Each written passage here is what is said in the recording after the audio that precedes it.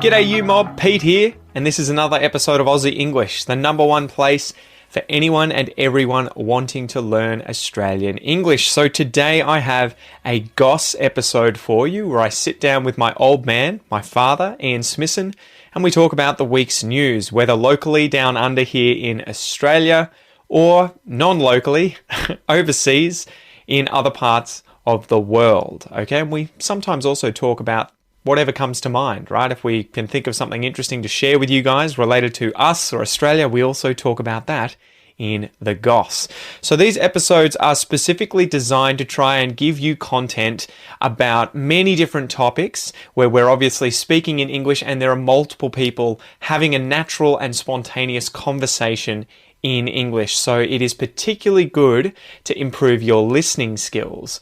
In order to complement that though, I really recommend that you join the podcast membership or the academy membership at aussieenglish.com.au, where you will get access to the full transcripts of these episodes, the PDFs, the downloads, and you can also use the online PDF reader to read and listen at the same time. Okay, so if you really want to improve your listening skills fast, get the transcript, listen and read at the same time, keep practicing, and that is the quickest way to level up your English. Anyway, I've been rabbiting on a bit. I've been talking a bit.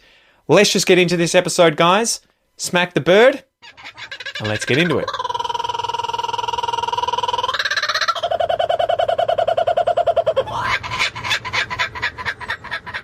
G'day guys, welcome to this episode of the Goss. Today we are talking about toilet training cows, and hopefully I'll learn something so that I can pass this on to Noah. That's an interesting one. Are we talking about cows that have been toilet trained or cows that are able to toilet train other things?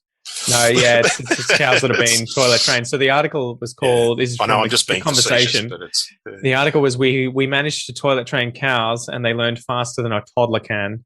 It could help combat climate change. So what do we got here? The sort of two questions were, can you toilet train cows and why would you want to? And the answer is yes. Doing so can help us address issues of water contamination and climate change. So cattle urine is high in nitrogen, and this contributes to a range of environmental problems. When cows are kept mainly outdoors, as they are in New Zealand and Australia, the nitrogen from their urine breaks down in the soil, and this produces two problematic substances, nitrate and nitrous oxide. Nitrate from urine patches leaches into lakes, rivers, aquifers, underground pools of water contained by rock, where it pollutes the water and contributes to excessive growth of weeds and algae. And nitrous oxide is a long-lasting greenhouse gas, which is 300 times more potent than carbon dioxide. It accounts for about 12% of New Zealand's greenhouse gas emissions, and much of this comes from the agricultural sector. So, yeah, what do we got here? The other issue is ammonia. So when cows are kept mainly in barns, as in the case in Europe and North America, another polluting gas, ammonia, is produced from the nitrogen from the urine mixing with feces on the barn floor. However, if some of the urine produced by cattle could be captured and treated, the nitrogen it contains could be diverted and the environmental impacts reduced. So that's, I guess, the whole premise for these people doing this study. They took 8 cows, they set up a pen that was obviously enabled to collect any urine that was done on there, and they used a reinforcer, so behavioral psychology, in order to train these cows to urinate in this specific location. So they effectively gave them a reward anytime they peed. Well, they put them in the pen first. When they peed, they gave them a reward. They then started putting them in an alley outside, and if they peed before they went back into the pen, they got an unpleasant spray of water in the face or something like that. And then when they went back into the pen, they'd get the reward. And so apparently within 20 to 25 urinations, they had learnt this behavior to just go to this one location to pee so that it could be collected in this pen. And 7 out of the 8 cows was trained successfully, only 15 days of training, and it was quicker than it takes to train a 3 to 4 year old child to obviously use a potty or something. So this showed us 2 things that weren't known before. Cattle can learn to attend to their own urination reflex because they move to the pen when ready to use it. And cattle will learn to withhold urination until they're in the right place if they're rewarded for doing so.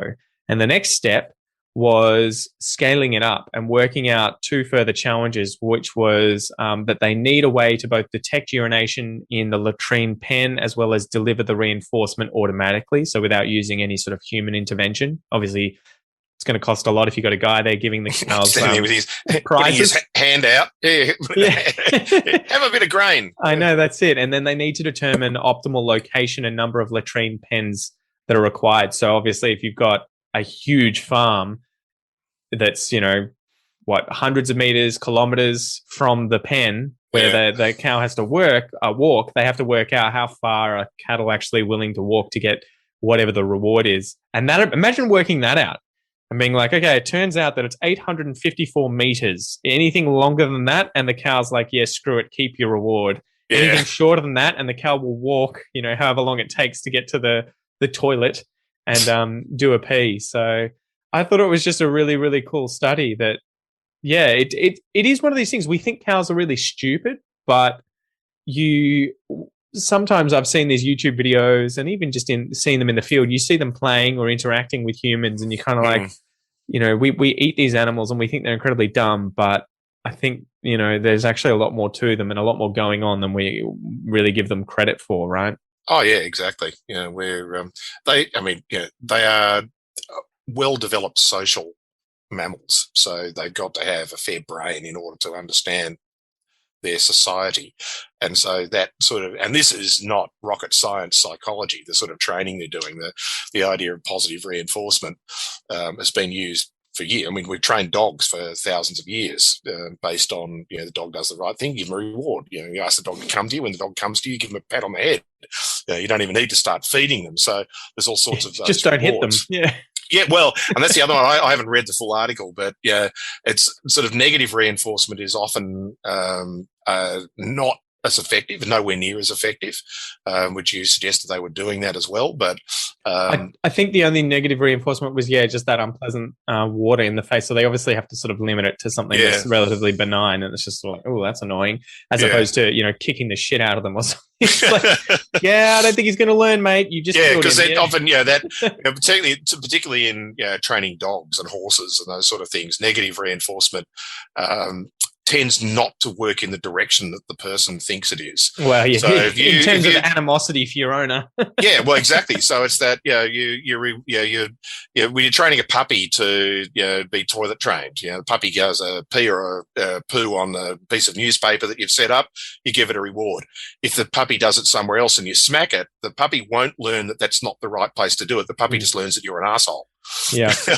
And so it's you've got to be very careful. Whereas positive reinforcement is very easily connected to the thing that you want, providing it's effect close to instantaneous. Well, and we've shown that rats can do it. There's been those experiments where they get addicted to cocaine, right? And they just keep hitting the button. Yeah, and forever. Even pigeons can do it as well, right? So it is all sorts of animals can do it. Yeah. So it's an interesting story. That one, I just when I was having a quick glance through it, I thought this one could be done very well in terms of dairy cattle, because dairy cattle follow each other. Sheds. They follow each other, but they come into sheds twice a day. Yeah. So if you have the latrine capturing devices on the trail into the dairy sheds, then they have to pee in order to come in and be relieved of the pressure of all that milk. Then that in itself would be useful. So you don't have them peeing in the shed as well. So I need to look into that and how they train the cows to come in. I guess they probably reward them the same way. Or there's a reward in that the cows get relieved of the fact that they have so much milk and pressure. I imagine they're probably feels pretty good. I haven't read the full article. They're probably using that strategy. They call it, I think it's called back chaining. Yeah, that was what they mentioned here. Where you give them here's the reward instantly. Yeah. And then in this case, it's a distance thing. So if they come within 10 meters of the thing, you just give them the reward. And That's then if exactly they come what they within were 50 using. meters, you give them the reward. And so once they've learned that they get a reward for peeing on the panel, then they get a reward for coming close to it. Then they get a reward for coming anywhere near it. And so you're actually encouraging them to come there as well. What you don't want to do, of course, in case of cattle, you can block them off from it, but you don't want them to be sitting there effectively crossing their legs all day and not peeing in the paddock. And then going, oh, quick, and knocking each other out of the way to get to the latrine. But I wonder if you have to sort of balance what the reward's going to be, so it's not too good that they're going to be like, injuring if themselves. I get within 100 meters, that's close. But not so bad that they're like, screw it. It's the 800 and whatever meters that you said. That's anything. If I got to walk 800 meters to go to the toilet, I'm going to pee behind the tree, and I'm sure cows will work that out as well. That for me as a scientist would be the more interesting side of it, would be working out what their preferences are for these sorts of things in terms of the reward. If you created different rewards, use different distances, it would be really interesting to know. Okay, so they'll do it for this, but not that. Well, if you just did it across groups, right? Yeah. So you have these groups of like 10 kilometers. These ones are 1 kilometer. These ones are 2 meters. These are the dumb ones. So. Here's one where you get like a pretty average reward, and here the other reward is like cocaine laced. Yeah, exactly. It's just like, how would it change? Or would it change anything? Anyway, that's probably enough for this one, Dad. Thanks for smashing out all these episodes. You guys will obviously be getting one at a time, but Dad and I have just done 2 hours and 20 minutes. Yes, exactly. So, all right. See you everyone. Time. Peace. Alrighty, you mob, thank you so much for listening to or watching this episode of The Goss. If you would like to watch the video, if you're currently listening to it and not watching it, you can do so on the Aussie English channel on YouTube. You'll be able to subscribe to that. Just search Aussie English on YouTube. And if you're watching this and not listening to it, you can check this episode out also on the Aussie English podcast, which you can find via my free Aussie English podcast application on both Android and iPhone. You can download that for free, or you can find it via any other good podcast app that you've got on your phone. Spotify, podcasts from iTunes, Stitcher, whatever it is. I'm your host, Pete. Thank you so much for joining me. I hope you have a ripper of a day, and I will see you next time. Peace!